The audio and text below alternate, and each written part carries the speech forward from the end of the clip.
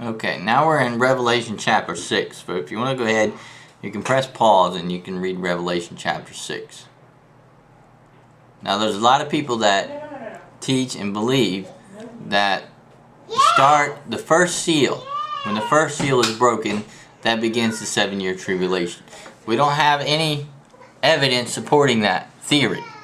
We just believe it because I really don't know why, but that's what we believe. That's what a lot of people believe and teach. I believe the tribulation doesn't start until the 6th seal, and the reason is because the 6th seal is when the wrath of God is poured out, and the church is guaranteed that they will be kept from the wrath of God. And so, let's start with the first seal and see what happens. First seal is a white horse, and he seems to bring a time of peace. He is peaceful, and he brings a period of peace. Then you look at the second horse. What does he do? It's granted, it says very specifically, he is granted the power to take the peace away from the earth. To take the peace from the earth, the peace that the first horse brought. Then the third horse comes along, and what is he? He's a famine. He represents a famine.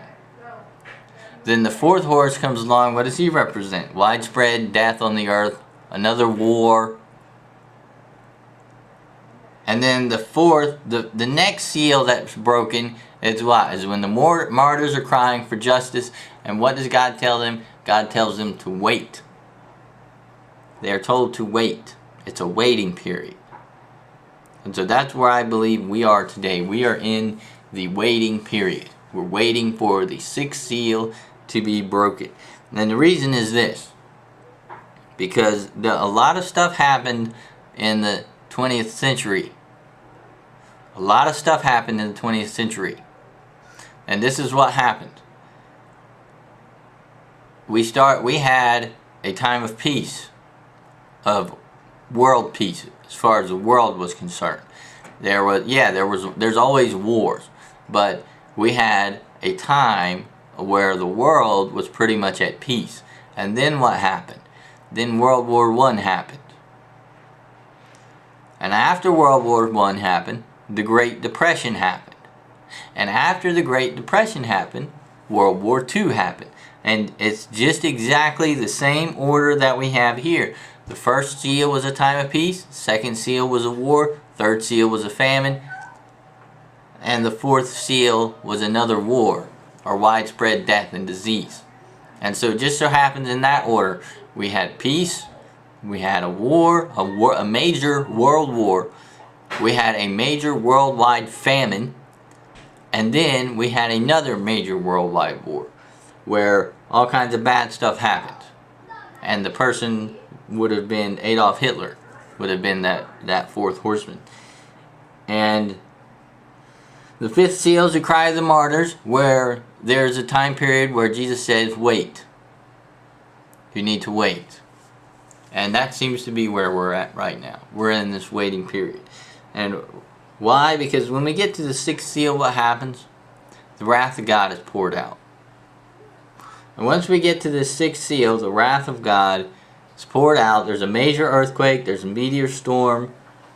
The islands are moved out of their place.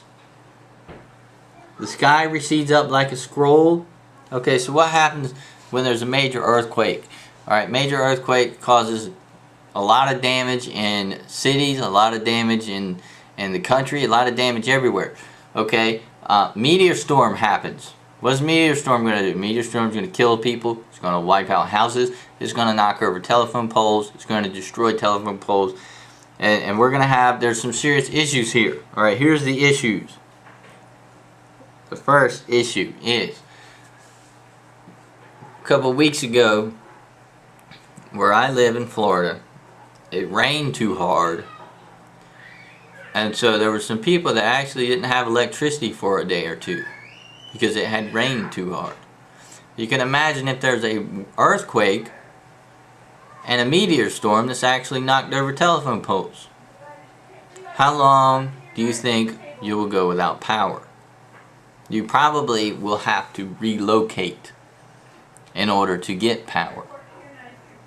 And not only that, millions, countless millions of people have died because there is a meteor storm. The satellites have been wiped out because a meteor storm of that magnitude will wipe out the satellites out there floating up in outer space. Okay, so the satellites that got wiped out, they're going to have to put new satellite up there. It won't take very many, but they're going to have to put new satellites up there. Okay, alright, the satellites are wiped out.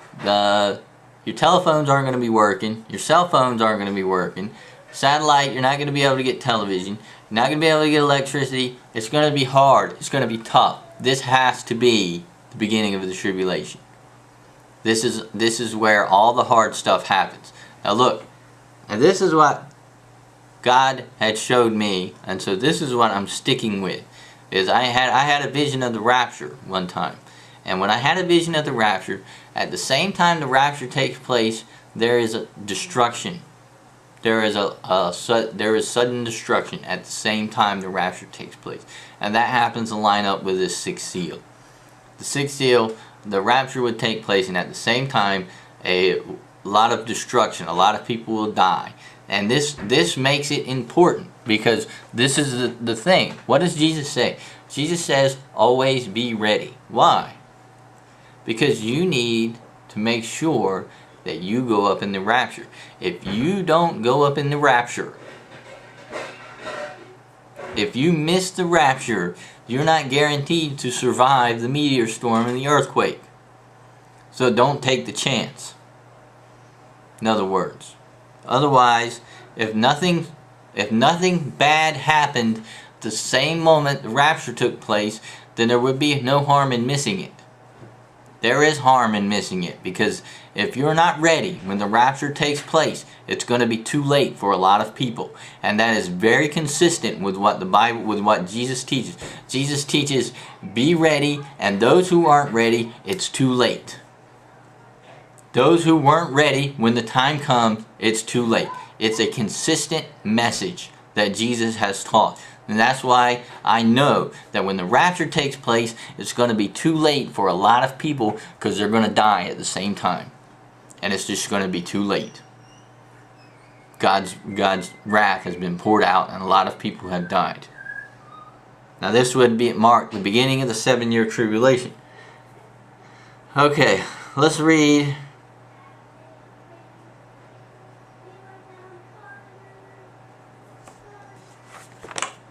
Let's go to Luke chapter 17. This is interesting. See, the reason I believe I have a divine revelation from God about the rapture. And because of that, I'm sticking with it. Unless you've had a divine revelation from God about the rapture, do not contradict somebody that has. I've got a divine revelation here, so I'm sticking with that. And hopefully, and there's a bunch of stuff, like I've admitted, there's a bunch of stuff I'm not sure about. Because this is what it looks like it's saying, but it could be saying something different. But then there's stuff that God gives you divine revelation.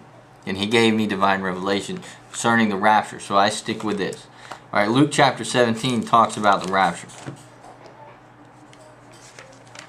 Let's talk about the rapture a little bit. Because this is important that you know this. Luke chapter 17, I'm going to start with verse 22. The days will come when you will desire to see one of the days of the Son of Man, and you will not see it. And they will say to you, look here or look there. Do not go after them or follow them. For as the lightning that flashes out of one part under heaven shines to the other part under heaven, so also the Son of Man will be in his day. But first he must suffer many things, and be rejected by this generation. And as it was in the days of Noah, so it will be also in the days of the Son of Man. They ate, they drank, they married wives, they were given in marriage, until the day that Noah entered the ark, and the flood came and destroyed them all. Likewise, as it was also in the days of Lot. They ate, they drank, they bought, they sold, they planted, they built. But on the day that Lot went out of Sodom, it rained fire and brimstone from heaven and destroyed them all. You see that? Those who weren't ready got destroyed. This is what Jesus teaches. Even so will it be in the day when the Son of Man is revealed. In that day he who is on his housetop and his goods are in the house, let him not come down to take them away. And likewise the one who is in the field, let him not turn back. Remember Lot's wife. Whoever seeks to save his life will lose it, and whoever loses his life will preserve it. I tell you, in that night there will be 2 men in one bed. The one will be taken and the other will be left. 2 women will be grinding together. The one will be taken and the other left. 2 men will be in the field. The one will be taken and the other left. See that? It's talking about the rapture. But it says something very important in verse 32. It says, remember Lot's wife. What happened to Lot's wife is when they were fleeing, Lot's wife looked back. And when she looked back, she turned to a pillar of salt and died. And this is how the rapture is. When the rapture takes place, you'll be in the Spirit and you'll start floating up towards heaven, and you'll be looking up in the air. Do not look back down at the earth. If you look back, you'll go back. That's what this teaches. That's what God showed me. Now see, I believe this. Someone taught me this when I was a child, that if you look back, you go back. So when you're going up in the rapture, you keep looking up and don't look back. Well, and the vision that I had from God, He confirmed that. He confirmed that teaching. If that was a false teaching, He wouldn't have confirmed it. He confirmed it. You have to keep looking up and don't look back, no matter how hard no matter how much it hurts, no matter how much you cry. See, this is the thing. When Jesus comes and He says it's time to go, and we start going up in the air to meet the Lord, you have to trust Him. And you have to look at Him and say, okay, Lord, it's time for us to leave this world and let it go, and everything is left behind. So my children, my wife, no matter what it is, I have to look up to Jesus and trust that He has it all taken care of. It's all His job. It's no longer mine. It all belongs to Him. And so just remember that. Don't look back. Now, if you ever heard anybody teach that, I would love to know who it is, because I want to know how they came up with that. I came up with it because God gave me divine revelation. Otherwise, I don't think I would believe it today.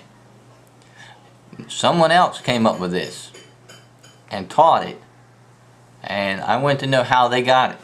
Maybe they got it through a process of thinking. Maybe they had a divine revelation. I don't know, but I'd like to talk to that person.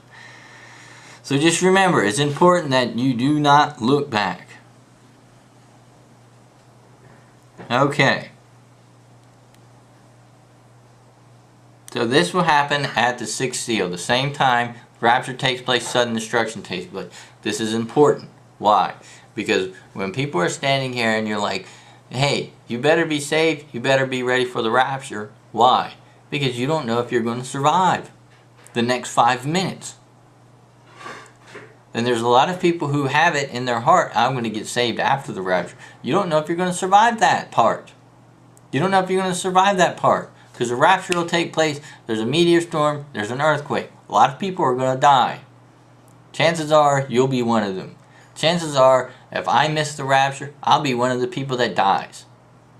So we want to make sure it is very important that we are ready when the rapture takes place. There is no let's do it after the rapture. You might die. You might die. And you won't have a chance. That will be your chance. Too many times Jesus talks about, what does He say? There's the people that are ready and there's the people that miss it. And the people that miss it don't get another chance. So we need to be ready when the rapture takes place, because for all we know, once the rapture takes place, that's it. That's the end of everything. For all we know. Why? Because Jesus taught that. We might have Revelation, the 7-year time period. We might have all this mixed up, and it might turn out that the rapture happens and the end of the world happens right at the same time, and we just had everything misunderstood. So we have to be prepared for that rapture.